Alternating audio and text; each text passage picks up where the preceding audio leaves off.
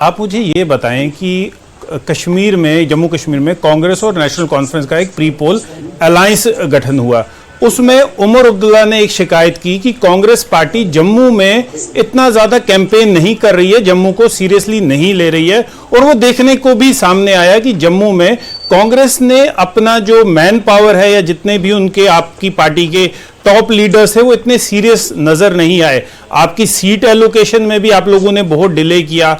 फिर दूसरी तरफ आप ही के पार्टी के एक सीनियर लीडर जो पार्टी के जम्मू कश्मीर में के फॉर्मर प्रेसिडेंट हैं, उन्होंने उमर अब्दुल्ला पे पर्सनल अटैक शुरू किए। तो कहीं ना कहीं ऐसा तो नहीं लग रहा लोगों ने ये सोचा कि कांग्रेस और नेशनल कॉन्फ्रेंस का जो अलायंस है, प्री पोल अलायंस, ये दिखावा था, अंदर से सब कुछ ठीक नहीं था?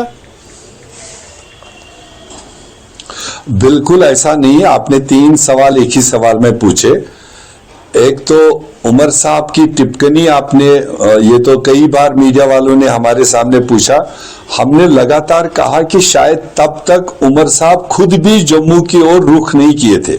वो कश्मीर वैली में बिजी थे, उनको जम्मू की ज्यादा जानकारी थी नहीं।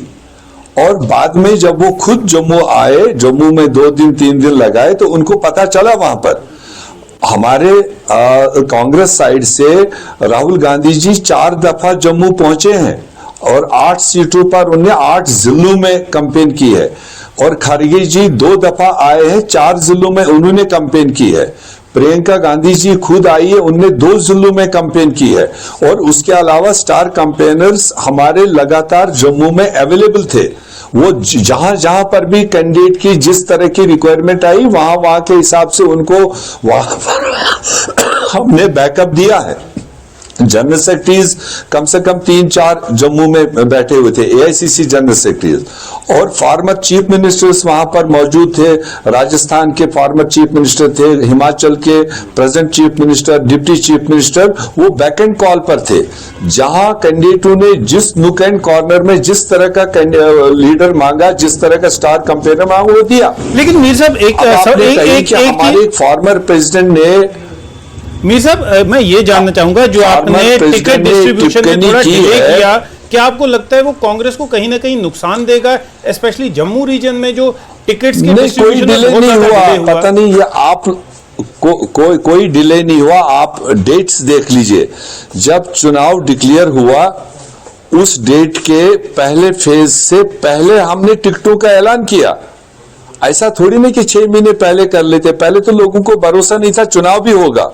चुनाव का डिक्लेरेशन हुआ, चुनाव के डिक्लेरेशन के बाद हमने अलायंस को कंप्लीट किया। अलायंस जिस दिन शाम को कंप्लीट हुआ, उससे पहले हमारी पार्टी ने सीईसी, जो सबसे बड़ी पार्टी है, पहली फेज की टिकटें पहले क्लियर कर रखी थी और दूसरी फेज के टाइम के हिसाब से करी।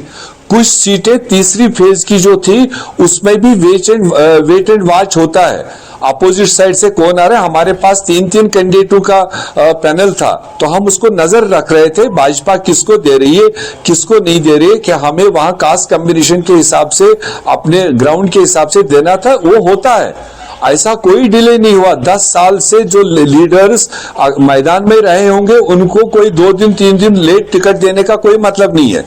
10 साल के बाद ये चुनाव हो रहा है। हाँ, अगर कोई 10 साल सोया होगा, फिर वो इंतजार करेगा पहले टिकट मिलेगा तब मैदान में निकलूंगा, तो उसको फेस करना पड़ेगा। वो किसी पार्टी का भी होगा। आपने वकार रसूल साहब की रेफरेंस ली कि उन्होंने बानहाल में एक टिप्पणी जरूर की उमर अब्दुल्ला साहब को लेकर या नेशनल कॉन्फ्रेंस को लेकर, चूंकि वहां वो फ्रेंडली लड़ रहे थे। वहां नेशनल कॉन्फ्रेंस का भी कैंडिडेट था, कांग्रेस का भी कैंडिडेट था, और कांग्रेस कैंडिडेट मेरे ख्याल से अपने हिसाब से काउंटर करने के लिए एक पर्टिकुलर सीट के खातिर अगर उनने कहीं पर कोई बात रखी अपने वोटर को लुभाने के लिए, वहां तक गलत नहीं है। मगर उस एक सीट के बाहर आप पूरे 89 सीट उसमें कहीं बताइए किसी भी कांग्रेस के साथी ने, किसी भी कैंडिडेट ने, किसी लीडर ने कोई टिप्पणी की, या नेशनल कॉन्फ्रेंस के किसी आदमी ने टिप्पणी की? मात्र एक टिप्पणी बानहाल के अंदर आपको सुनाई दी, और वो कोई स्टेट इशू नहीं बना। वो सबको पता था कि वहां ट्रायंगुलर फाइट है, तीनों बड़ी पार्टियां लड़ रही हैं, कोई एक दूसरे को मदद नहीं करे, तो वहां पर वो हो सकता है अपना वोट बटोरने के लिए कोई बात रखी होगी तो रखी होगी।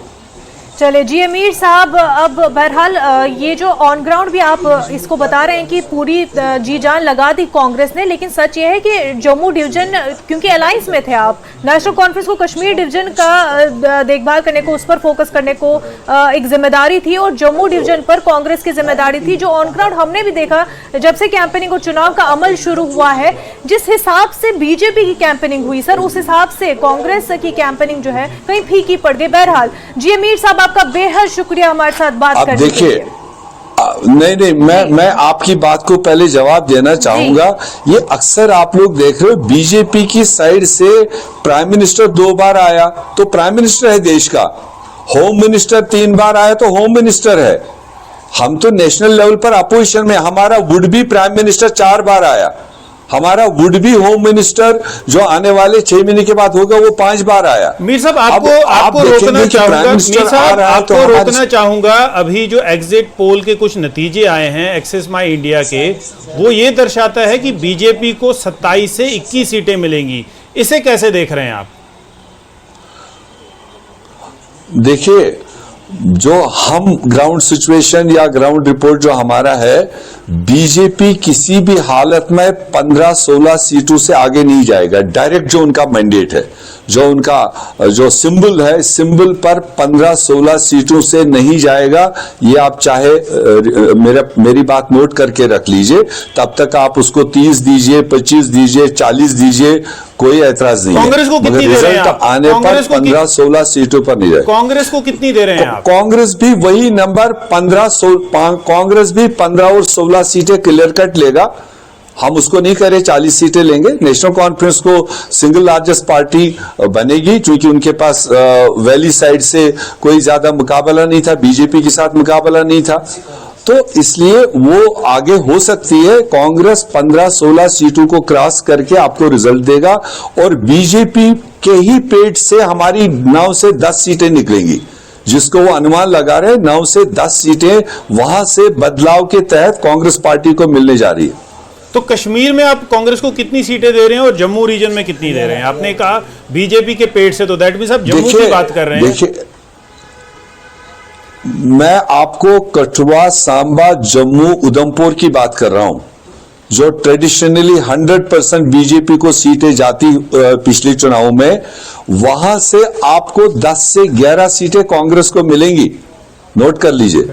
और फिर चनाब वैली, रियासी, पुंछ और राजौरी, वहां से जो 4-5 सीटें हमारी आनी है वो तो आनी है, और कश्मीर वैली से आपको 10 में से 7 सीटें हासिल होंगी कांग्रेस पार्टी को, ये आप देख लीजिए। फिर भी मैंने सेफ आपको कहा 16-17 सीटें। जी चले सर, ये जो पूरी तस्वीर है 8 अक्टूबर को साफ हो जाएगी। बहरहाल अभी जो एक्सेस ऑफ इंडिया की तरफ से पोल सामने आ रहे हैं, उस हिसाब से हम आपको बता रहे थे। लेकिन हमारे साथ बात करने के लिए जी अमीर साहब, आपका बेहद शुक्रिया। हमारे साथ 2 और खास मेहमान इस वक्त जुड़ चुके हैं। बीजेपी स्पोक्स पर्सन रजनी सेठी साहिबा, सीनियर लीडर जेएनके कांग्रेस नम्रता शर्मा जी भी हमारे साथ जुड़ चुकी हैं। दोनों का मैं स्वागत करती हूँ। रजनी सेठी साहिबा, इस चुनाव के हवाले से और अभी जो एग्जिट पोल हमारे पास सामने आ रहे हैं, उसमें बीजेपी को अच्छी खासे नंबर्स मिलते हुए दिखाई दे रहे हैं, क्या कहेंगी?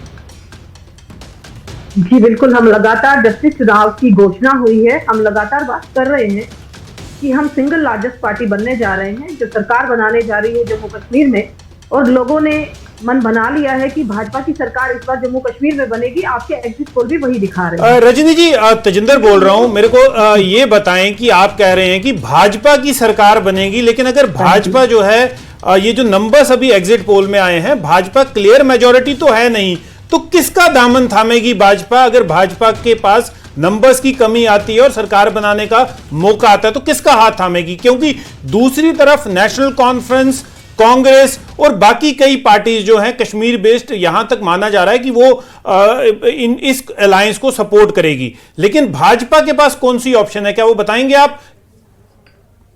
देखिए, सेंट्रल टीम उसको डिसाइड करेगी, जो अपने लाइक माइंडेड लोग होंगे, जिनकी आइडियोलॉजी हमारे साथ मिलती होगी, जो देश को आगे रखकर काम करेंगे, जो शांति, स्थिरता और विकास के लिए काम करेंगे। मुझे लगता है ऐसी सभी पार्टियों, कोई नाम तो होगा ना, ऐसी कोई पार्टीज आप बता सकते हैं कुछ? नहीं, नहीं, बिल्कुल अभी नहीं, अभी उस पर हम डिसीजन नहीं ले सकते। रिजल्ट बाहर आएंगे, उसके बाद केंद्र डिसाइड करेगा आप समझ सकते हैं कि इस बार जम्मू कश्मीर का समीकरण बड़ा अलग सा दिख रहा है। बहुत से इंडिपेंडेंट कैंडिडेट्स भी मैदान में हैं, तो मुझे लगता है कि इंतजार करना चाहिए रिजल्ट आउट होने का। तो रजनी साहिबा, क्या यही वजह रही कि राम माधव जी जो है, माना जा रहा है कि इंडिपेंडेंट्स के कांटेक्ट में ज्यादा रहे हैं इस बार?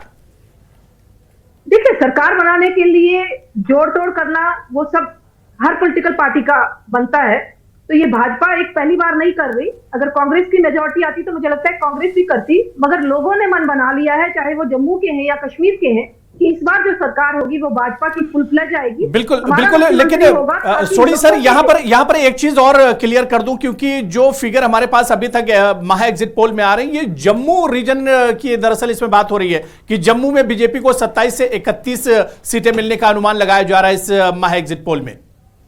देखिए हुरैरा, अभी जैसे अभी टाइम बीतता जाएगा, अभी और फिगर्स आते रहेंगे, लेकिन अगर 27 से 31 तक बीजेपी ले रही है तो आप देख लीजिए कि बीजेपी कहीं सिंगल लार्जेस्ट, जो अभी तक एग्जिट पोल है, क्या बीजेपी सिंगल लार्जेस्ट पार्टी उभर के सामने आएगी? जब पूरे फिगर सामने आएंगे उस बारे में तो तभी कहा जाएगा। नम्रता जी, आपसे पूछते हैं, बीजेपी का ये क्लेम कि हम छोटी पार्टीज, लाइक माइंडेड कैंडिडेट्स के साथ इन टच हैं, रिजल्ट आएगा तब डिसाइड करेंगे, तो क्या आपको लगता है कि इस बार बीजेपी को फिर से मौका मिलेगा किसी और पार्टी के साथ अलायंस बना के गवर्नमेंट बनाने का?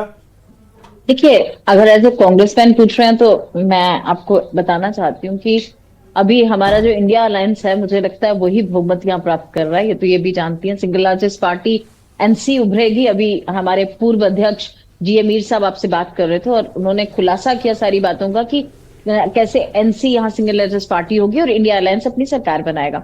अगर अभी मैं अपनी बहन को सुन रही थी, वो कह रही थी कि बीजेपी सरकार बनाएगी, तो मुझे लगता है 48 का आंकड़ा चाहिए, तो 27 या 31 के साथ भी वो नंबर पूरा नहीं कर पाएंगे। तो मैं भी जानना चाहती हूँ कौन सी ऐसी पार्टीज हैं जो इनके साथ आके अब सरकार बनाना चाहती हैं, क्योंकि पीडीपी ने तो अपना हशर देखा इनके साथ सरकार बनाने के बाद कि क्या हुआ, किस तरह से पार्टी का भी ताड़फाड़ हुआ और पार्टी भी का नम्रता जी, देखिए, हिमाचल में राज्यसभा की एक सीट के लिए जो चुनाव हुआ था, वहां पर भी बीजेपी के पास डिजिट नहीं थे, लेकिन उनका जो उम्मीदवार था वो जीत गया था। तो ये सियासत है, इसमें कुछ कहा नहीं जा सकता है। देखिए, सियासत है और कुछ कहा नहीं जा सकता, वो ठीक है, लेकिन अभी जो नंबर्स आप देख रहे हैं, देखिए, first of all this is exit poll, these are not exact polls, है ना। We have still to wait till 8th so that the exact numbers come। लेकिन थोड़ा जो अनुमान हम भी लगाते हैं, आप जो नंबर्स दे रहे हैं हम तो उससे ज्यादा लगाते हैं। हम लगाते हैं कि 15-16 सीट जो हैं वो कांग्रेस लेगी। आप और जम्मू में कांग्रेस की कितनी सीटें होगी, आपका अनुमान क्या कह रहा है नम्रता जी? नंबर जी, आपका अनुमान क्या कह रहा है, जम्मू में कांग्रेस कितनी सीटें जीत कर आएगी ऑन टोटल? अगर मैं देखूं पूरा जम्मू और इस वक्त टीवी स्क्रीन पर मैं नम्रता जी आपको रोकना चाहूंगा, नेशनल कॉन्फ्रेंस और कांग्रेस जो अलायंस है उसे 33 सीटें महा एग्जिट पोल में इस वक्त हम दिखा रहे हैं। और इसके अलावा न्यूज 18 का ये महा एग्जिट पोल जिसमें नेशनल कॉन्फ्रेंस कांग्रेस को 33 सीटें मिलती दिख रही हैं, बीजेपी को 29 यानी 29 सीटें और पीडीपी को 6 सीटें मिलती इस महा एग्जिट पोल में मिलती हुई दिख रही हैं। और अदर्स की बात करें तो अदर्स के खाते में 22 सीटें जाती हुई दिख रही हैं। लेकिन नेशनल कॉन्फ्रेंस और एनसी, माफ कीजिएगा, कांग्रेस और नेशनल कॉन्फ्रेंस का जो अलायंस है उसके खाते में सबसे ज्यादा 33 सीटें जाती हुई दिख रही हैं। लेकिन बीजेपी की अगर बात करें तो बीजेपी के खाते में इस महा एग्जिट पोल में 29 सीटें जाती हुई दिख रही हैं। पीडीपी को 6 सीटें एक तरह से जाती हुई दिख रही हैं। ये एग्जिट पोल है, अभी नतीजे नहीं है, लेकिन जो एग्जिट पोल है उसके जरिए हम आपको समझाने की कोशिश करें कि न्यूज 18 इंडिया का जो महापोल है एग्जिट पोल, उसमें नेशनल कॉन्फ्रेंस और कांग्रेस के खाते में 33 सीटें जाती हुई दिख रही हैं, पीडीपी को 6 सीटें मिल रही हैं। एग्जिट पोल भी हमें ऐसे करने चाहिए, मुझे लगता है सिंह साहब की, कम से कम जब रिजल्ट आए तो हम कुछ मैच तो करें। आप जो 33 दिखा रहे हैं, इतनी तो मुझे लगता है 33 से 35 तो अकेली एनसी लेने वाली है, उसके साथ कांग्रेस की आप लगा लीजिए 15 सीट, तो will cross the margin of 50। देखिए, जो एग्जिट पोल होता है वो कहीं ना कहीं बिल्कुल जो आप देखते हैं, जो भी आपकी जो आपने वहां से पाया होगा, जो आपने अपनी टीम्स लगाई होंगी, जो उन्होंने आपको, देखिए बड़ी मेहनत लगती है इस एग्जिट पोल को करने में। ये एग्जिट पोल ऐसे एक पूरा साइंटिफिक तरीके से लोगों से बात की जाती है, वोटर से बात की जाती है और फिर एक कंक्लूजन पे पहुंचा जाता है। लेकिन हुरैरा, मैं इस चीज को आपने जिस तरह से आप कह रहे थे, मैं ऐड करना चाहूंगा कि जो सरकार बनाने की कुंजी है, सरकार बनाने की चाबी है